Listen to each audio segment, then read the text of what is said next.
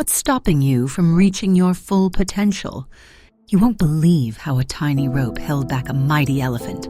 A boy once saw a massive elephant tied to a small wooden chair with just a thin rope.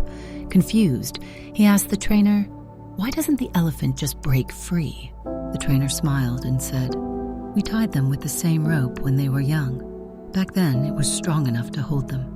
They never tried again as they grew because they believed they can't break free. Like the elephant, many of us are held back by old beliefs and doubts that no longer apply. The truth? You're stronger than you think. It's time to break free." And that's 1 minute of wisdom for today. See you in the next one. Share this story to inspire others to find joy and growth in life's detours.